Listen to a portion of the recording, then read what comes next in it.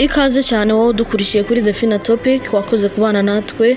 Niba utarakora subscribe jya hasi kandi subscribe uraba uduteye inkunga ikomeye kandi ujye ukomeza kubana natwe. Uyu munsi rero mpuzaniye bimwe mu bintu by'ingenzi mu buzima ukwiye kureka bikagufasha mu kubana n'abandi ndetse no mu buzima bwawe busanzwe. Mbese n'utuntu dutoya ariko twiza tw'ingenzi twagufasha mu buzima bwawe buri munsi. Mbere yuko tubigeraho hari akantu ushaka kubaburiraho gato. Gerageza niba uri umugabo cyangwa umusore, gerageza ujye ukuramo ikofi mbere yo kwicara, ujye uyikura mu mufuka w'inyuma kuko bitera ingaruka nyinshi zitandukanye. Umufuka w'inyuma kwicarira ikofi si byiza habe na gatoya. Reba nk'uyu nguyu, reba uko yicaye, urabona uruturigongo rw'inyuma hari igihe ruba rurimo kwangirika. Rero impamvu ku kibuno hariho inyama yitwa piriformis muscle. Iyo ngiyo niyo iriho umutsi witwa sciatic nerve. Uwo niwo mutsi utuma umuntu yagukoraho se cyangwa se feelings bikumvikana. Uyu mutsi rero iyo wicariye ubutsikamira ikofi biwutsikamira, ndetse uzarebe niyo wicaye umwanya munini wicariye ikofi hari igihe uhaguruka ukumva wari warushye, ukumva hari akantu kaburagamo. Rero nagira ngo nkubwire nti gerekera aho kwicarira ikofi, gerageza ujye wicara uyikuremo uyishyire mu mufuka w'imbere, nujya kugenda wongere uyikuremo uyisubizemo. Cyane cyane abantu batwara imodoka, nyamuneka murekera aho ngaho kwicarira ikofi. Nicyo nashaka kubaburiraho kuko bitera ingaruka nyinshi. Ari igihe uhura n'ububabare bukabije bwa buri gihe, hari ababa paralize ku gice cyo hasi kubera ko umutsi nyine uba utagifite ubushobozi bwo gutambutsa ibyo ukwiye gutambutsa. Rero murekeraho rwose, bitera ingaruka nyinshi. Hari kuba paralize, hari kunyunyukwa amaguru, ni ingaruka nyinshi. Mugiye no kubaza abaganga babibasobanura neza. Rero ako ni akantu nababuriragaho gato. So icya mbere rero ngiye guheraho mu bintu ukwiye kureka ndetse ukagerageza mu buzima bwa buri munsi, mu mibanire cyangwa se mu byo ukora. Ikintu cya mbere, ntugahamagara umuntu muri telefone inshuro zirenga 2 kuko wenda hari ibyo abahugiyemo byihutirwa kurusha ibyo umuhamagariye.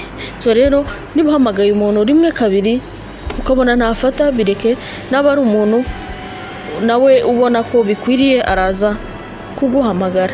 Icya kabiri, gerageza wishyure ideni umuntu ubereyemo ideni mbere yuko akwibutsa cyangwa akubwira ko abikubwira cyangwa se agusaba amafaranga ye, kuko bigaragaza ubunyangamugayo n'imyitwarire yawe muri rusange.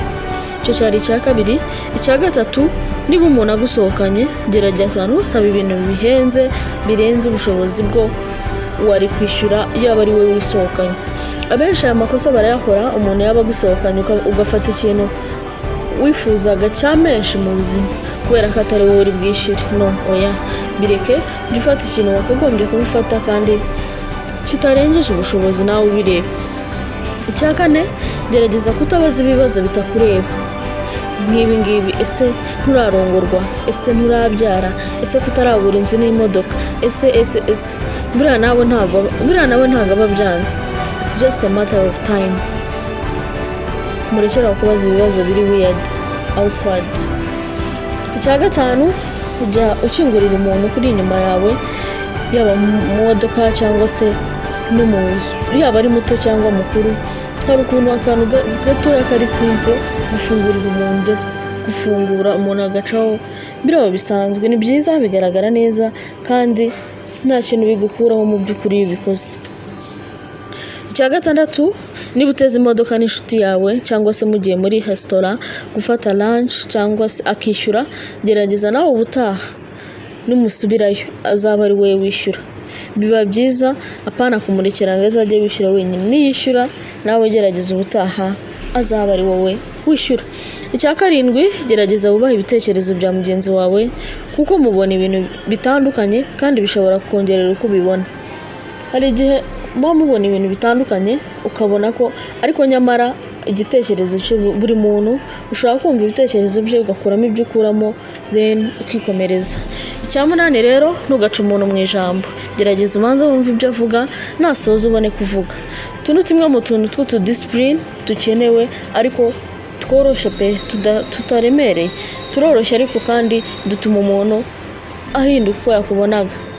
Icya 9, niba urimo kuganira n'umuntu ukavuga ikintu ukabona arahindutse cyangwa se ukabona ntabwo kimushimishije, gerageza uhite uhindura ikiganiro kuko bizaba bigaragaza ko wubaha imitekerereze y'umuntu na mood y'umuntu.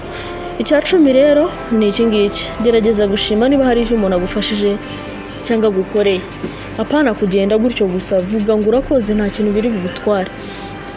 Icya 11 rero, gerageza kutanenga umuntu mu ruhame, ahubwo umujyana ahantu umunenge muri mwenyine, ahubwo wenda umushimire mu ruhame.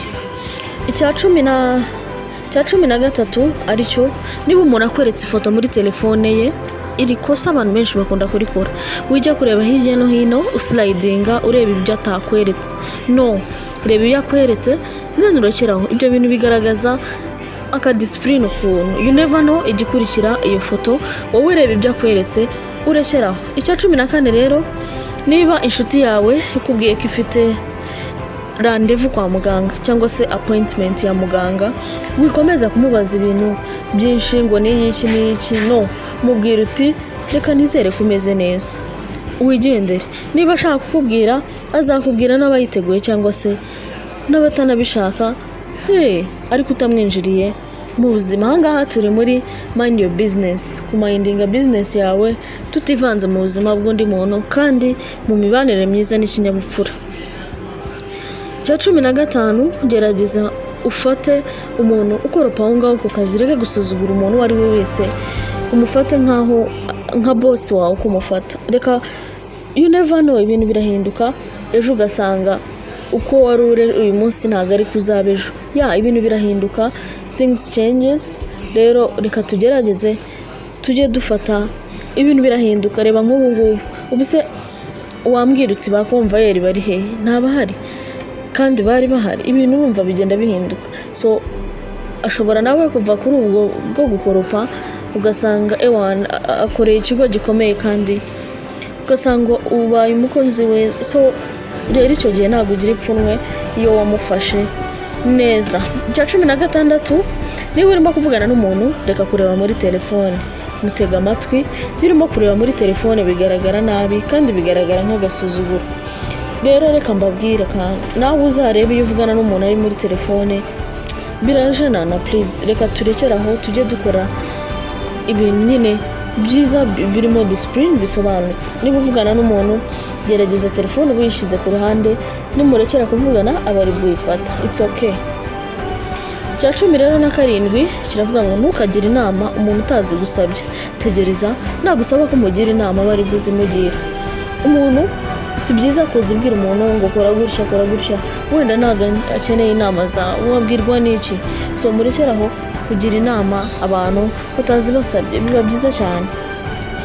Icya 18 rero, nuhura n'umuntu cyangwa se nubonana n'umuntu muherukana kera, nubwo yaba ashaka kubigarukaho, ntuzamubaze imyaka cyangwa umushahara we. No, si byiza.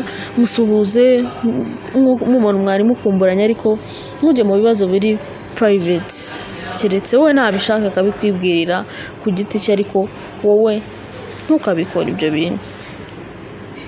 Icya 19, turi hafi kujya ku musozo. Niba uvugana n'umuntu, niyo mwaba muhuriye ku muhanda, gerageza ukuremo fime cyangwa se amarineti y'izuba cyangwa se sunglasses, muvugishe murebana. Buriya abantu ntabwo kano kantu bakitaho, ariko buriya gukuramo amarineti uvugana n'umuntu ni akantu keza cyane kandi kagaragaza ikinyabupfura kandi kadakiza icyo gatwaye, katagize icyo gatwaye. Gukuramo amarineti ukavugana n'umuntu mwatandukana ukongera ukazisubizamo, ndumva atari ibintu biri big deal, ndumva atari ibintu bikomeye ku buryo tutabikora. Icya 20 ari nacyo cya nyuma, ntuzavuga ubukire bwawe hagati y'abadafite cyangwa se abakene. Se buriya byaba ari byiza oya y'abadafite uyu munsi, kuko wenda ejo ntawamenya. Kandi ntuzavuga iby'abana bawe hagati y'abadafite abana, vraiment si byiza. Nawe ari wowe bakabigukora ntibyagushimisha. Niba uri kumwe n'abantu ubizi ko badafite abana kandi abana batangwa n'Imana, nawe ikindi gihe zaba bafite, please gerageza ikiganiro cy'abana bawe ugishyire ku ruhande, muganira ibindi.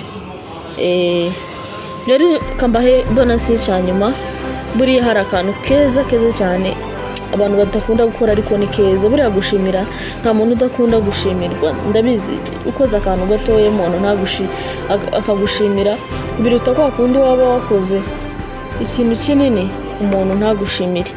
So rero mugerageza umaze nko kurya, waba uri muri resitora, waba uri mu rugo, waba ari madamu wawe watetse, n'abagabo barateka, umugabo wawe yagutekeye, please gerageza uvuga uti wakoze guteka. Niba binaryoshye byongereho tubyari biryoshye, ko nta kantu koroshye gashimisha umutima w'umuntu wagutekeye ku buryo yumva avuga ati umuntu gashimiye ibyo nakoze, yahaye agaciro imyotsi narindimo mutekera. So mugerageze, niba waba uri muri resitora ushobora kubwira umuntu uti mwakoze guteka, byonyine kabisa, nta kintu bigukuraho, nta kintu bikubuza ubwo mukaba wawundi. So mugerageze, reka tugerageze duhindure tuno duto ariko vraiment ni twiza cyane, ni twiza. Tuduhinduye twaba turimo kubaka umubano mwiza n'abantu. Let us mind our businesses, ibindi Imana izagenda itwongerera. Hanyuma mwakoze kubana nanjye, rero nakagaruka no gutaha tuzakomeza tubane. Mwakoze cyane.